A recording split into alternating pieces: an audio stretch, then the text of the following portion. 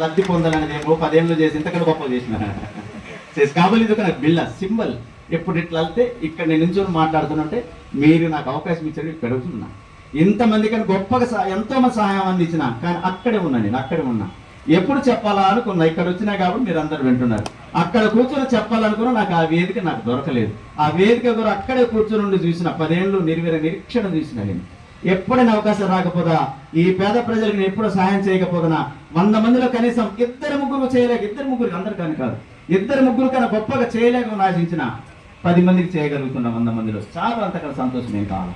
కాబట్టి అదొక్కటే మనం కోరుతా ఉన్నా.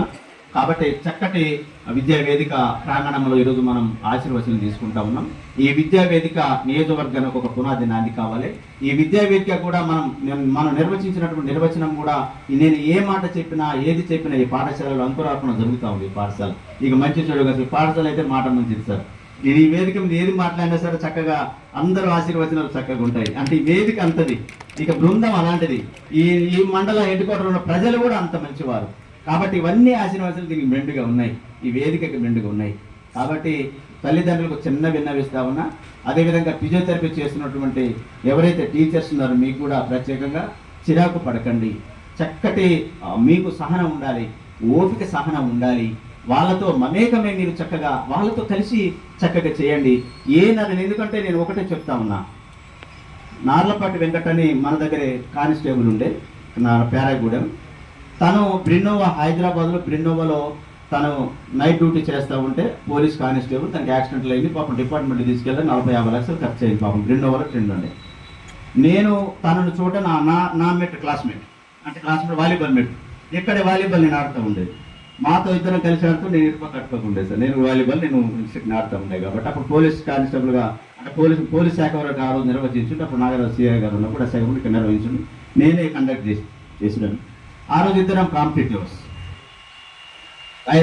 తను హైదరాబాద్లో ఉన్నప్పుడు నేను బ్రిన్నోవా ఫిజియోథెరపీలో ఉన్నప్పుడు నేను వెళ్ళినాను.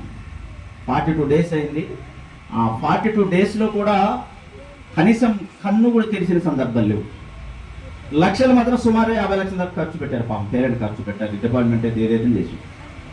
నేను వెళ్ళంగానే నేను సోన్సో అని చెప్పంగానే, నేను అప్పుడు ఎమ్మెల్యే కాదు, నేను ఎమ్మెల్యే కదా అప్పుడు, కానీ ఒక మిత్రుడికి వెళ్ళిన తర్వాత అక్కడ లోపలికి వెళ్ళిన తర్వాత నేను, నాతో పాటు ఇక్కడ ముబారక్ గారు ఉన్నారు, మేమిద్దరం అక్కడికి సిచ్యువేషన్కి వెళ్ళినాము. వెళ్ళిన తర్వాత లోపలికి అక్కడికి వెళ్ళంగానే నేను ఆదినారాయణ వచ్చాడు అనగానే కంటిన్యూ నీళ్ళు వస్తూ ఉంది. అంటే సుమారు 3 నెలల తర్వాత మొట్టమొదటిసారిగా తనలో స్పర్శ కలిగింది. అంటే తన బాడీలో స్పర్శ కలిగింది. కనీసం రోజువారీ అతని ఫిజియోథెరపీలో సుమారు 30-40 వేల రూపాయలు ఖర్చు పెట్టి ఆ కుటుంబం 30-40 వేలు ఒక ఫిజియోథెరపీకి. కానీ ఏ రోజు కూడా 3 నెలల్లో స్పందించినటువంటి తనకు శారీరక స్థితి, నేను వెళ్ళిన తర్వాత తనలో వెంటనే కళ్ళలో నీళ్ళు వచ్చినాయి తనకి.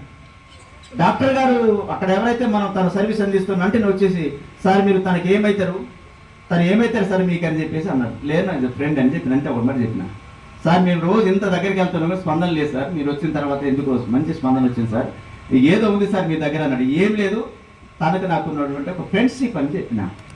కొంతమందిలో అలా వస్తుంది. నేను ఒక్కసారి తన బ్రెయిన్ దగ్గర ఉన్న నర్వస్ నేను ఒక్క టచ్ చేసి చూసినాను. ఎవరు ఫిజియోథెరపీ చేసేది అన్నారు డాక్టర్ అని. సార్ మీరు రాంగ్ చేస్తున్నారని చెప్పిన. నేనే చెప్పిన, డైరెక్ట్ పిలిచి చెప్పిన, ఎందుకంటే నేను కొన్న ఫిజియోథెరపిస్ట్. నేను చెప్పిన అంటే నాతో మాట్లాడి, సార్ ఇది మనకి కానిదని మీరు దూరం పడేయకండి సార్, మీరు సాధ్యమైనంత వరకు డబ్బు లోన్ కాకండి, పేషెంట్ థెరపీగా మీరు వెళ్ళమని చెప్పిన. ఇక ఆయన నాతో ఇక తర్వాత చాలా కాలాలతో నాతో ఇంటరాక్ట్ అయ్యాడు.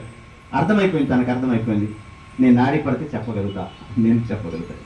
కాబట్టి అప్పుడు నేను చెప్పిన, తనడు కొద్ది టైమే ఉంటాడని చెప్పిన, అంతే. నేను అక్కడ నుండి మేము వచ్చిన 8వ రోజే తనని హైదరాబాద్ నుండి తీసుకొచ్చారు. నేను చెప్పిన 10 రోజుల కంటే ఎక్కువ ఉండని చెప్పిన, నేనే చెప్పిన. మీరు అట్లా చెప్తారు సార్, నేను చెప్తున్నాను చెప్పిన, ఒకటే మాట చెప్పిన.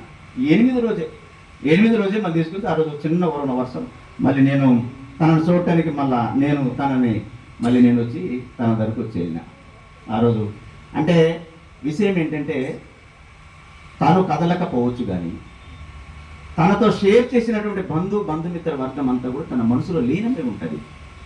ఆ గురుతుల బాధ్యతని ఫిజియోథెరపీ చేసే టీచర్స్ ఇన్వాల్వ్ కండి సార్. తల్లిదండ్రుల కంటే మిమ్మల్ని బాగా చూస్తారు. మీరు తనని స్మరించేటటువంటి వ్యక్తిగా గొప్పగా దేవుళ్ళగా మిమ్మల్ని భావిస్తారు. తల్లిదండ్రులుగా వాళ్ళు రోజువారీ ఏం చేస్తారని చేయరు, మిమ్మల్ని గుర్తించకపోవచ్చు అమ్మ, గుర్తుపెట్టుకోండి. కానీ తన గురించి అన్నీ వదిలేసి, వాళ్ళ కుటుంబాలు వాళ్ళ బాబు పిల్లలన్నీ వదిలేసి కూడా తన పిల్లవాడు బడికి వెళ్ళిందా లేదా, మా మేడం అమ్మాయి ఆ వంట ఉండిందా లేదా అని చూడకుండా, నా కొడుకు నా బిడ్డ నేను వెళితే తనని చెయ్యి పట్టి స్మరిస్తే బాగుపడతారనే ఒక ఆలోచనతో వస్తారమ్మా, గుర్తుపెట్టుకోండి. వారికి వారు చేసిన చేయపని వాళ్ళ జీతాల డబ్బులు వస్తాయి. కానీ వాళ్ళ ఫిజియోథెరపీ చేసే ఒక గొప్ప అవకాశం దేవుడిచ్చాడు. వారిని మీరు ఎప్పుడు కూడా గౌరవంగా వారిని చూడాలనేది నా కోరిక. ఎందుకంటే వాళ్ళు చాలా శక్తితో ఉంటారు. వాళ్ళకి ఎన్ని కష్టాలు వచ్చినా, వాళ్ళు దగ్గు జలుబు వచ్చినా బయట పెట్టరు. నడవడానికి ఇబ్బంది అయినా కూడా వాళ్ళ దగ్గరకు వచ్చాక బయట పెట్టరు. అన్ని లోపల లీనమై ఎప్పుడైతే తన కొడుకు బిడ్డ అని భావిస్తూ వాళ్ళని చేతులతో స్మరిస్తూ స్పర్శ చేస్తూ వాళ్ళని బాగు చేయాలనే తపనతో కలిగినటువంటి వాళ్ళకి మీరు హ్యాట్సాప్ చెప్పాలి తల్లిదండ్రులని చెప్తా ఉన్నా. అదొక్కటి మీరు వాళ్ళకి ఇచ్చేది. ప్రభుత్వం వాళ్ళకి భరోసా ఇస్తుంది, గుర్తింపునిస్తుంది, ఏదో చేస్తుంది.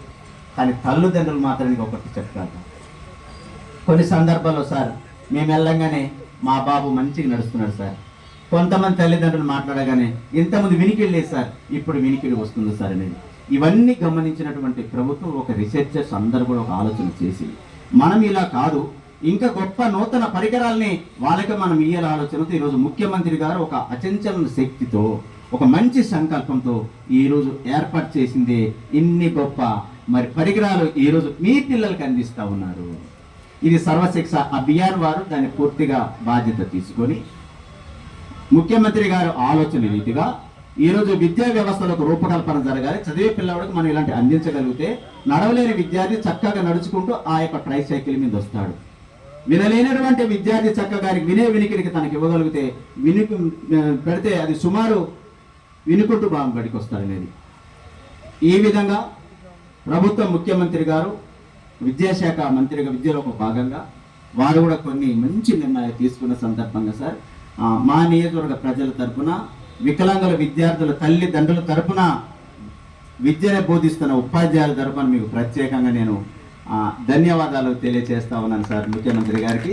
ఇది మరవలేనిది, ఎప్పటికెప్పుడు మరవలేనటువంటి ఈ యొక్క కార్యక్రమానికి, మరి ఇంత నాంది పలికినటువంటి కార్యక్రమానికి నిర్వహిస్తున్నటువంటి సిబ్బంది అందరికీ కూడా మీకు నేను ప్రత్యేకంగా ధన్యవాదాలు. ఎందుకంటే అన్ని మండలాల్లో కూడా చక్కగా విద్యా వ్యవస్థ నడిపిస్తున్నటువంటి ఎంఈఓస్ హ్యాట్సాప్ సార్.